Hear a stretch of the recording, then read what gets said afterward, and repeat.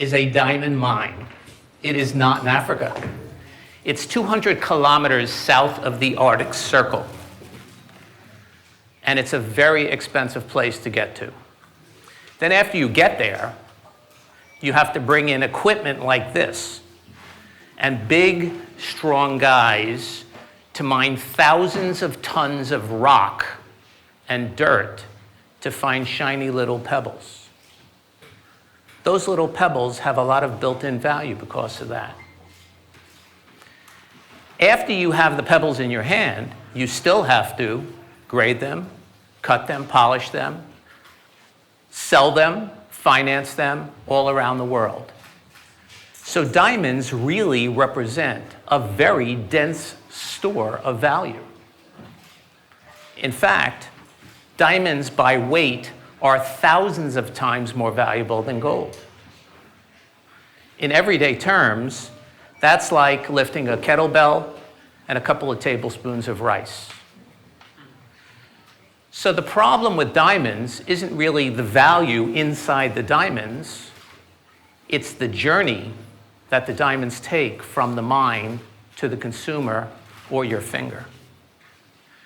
I'm going to tell you about that journey and how dark it is, and then I'm going to tell you what we did. By comparison, gold is completely transparent. It's very objective. There are weights and measures and prices, and it's the same all over the world. It's very much above board. In contrast, look at this list. Opinions consume this list. Diamonds are all about opinions. There are no prices. It's a big mystery. You need experts. Values can vary by 15%. There is no accountability. And those of you who have diamonds have experienced that.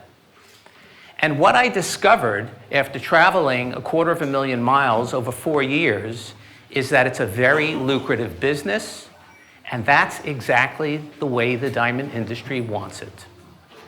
So it's rare, it's valuable, but it's very lucrative.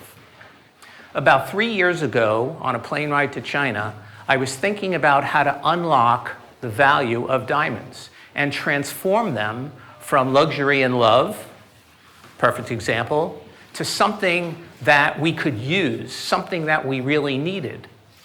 And that was because I think governments are crazy.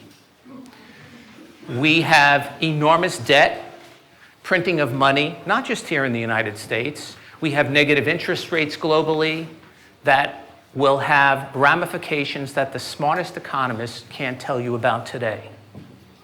And when I had this idea to transform diamonds from luxury and love and jewelry into something that could be used to store wealth, everyone in the diamond industry told me that's impossible.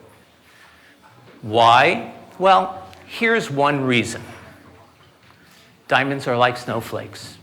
No two diamonds are alike. Even a matched pair of diamonds are different.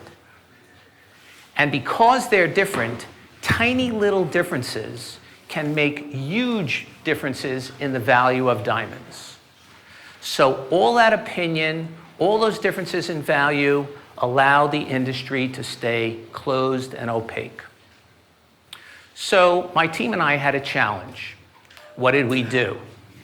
We started to look at the 4 C's, which many of you have heard about. The 4 C's, by the way, which yield 15% differences between laboratories, unlike gold, which is 9999 pure. And what we did was we added 10 additional variables, objective measures, to the diamonds we were examining. And by doing that, we were able to take the individual diamond, which had a variable value, and create collections of diamonds that had a very tight value. So we got rid of the individual subjective questions and opinions and established something that could be verified again and again and measured again and again. And we did that in such a way that we could actually create duplicate collections. We could create a $100,000 collection and another $100,000. that were really within 0.5% of value of each other. Kind of like when you have a coin, you know that coin is equal to the same coin of the same value. And here's a picture of our diamond coin. Now let me explain what you're looking at. Those little red dots, called microspheres, and that gray plastic dot in the middle are an optical fingerprint. That's advanced technology that we were only able to implement with the latest smartphones. In addition, the diamonds are contained in a plastic resin that protects them and holds 2 additional electronic chips. All of this identifies the diamonds inside uniquely and prevents copycat and fraud.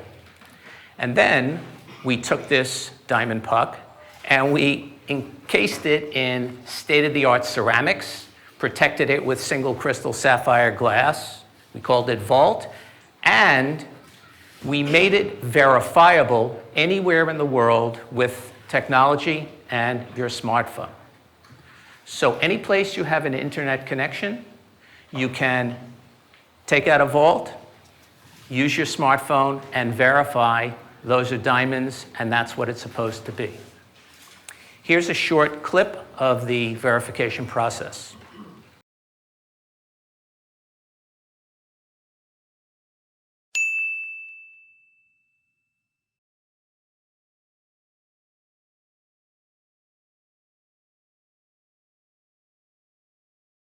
You can do this on your phone, Apple or Android, and it will tell you exactly what's in there.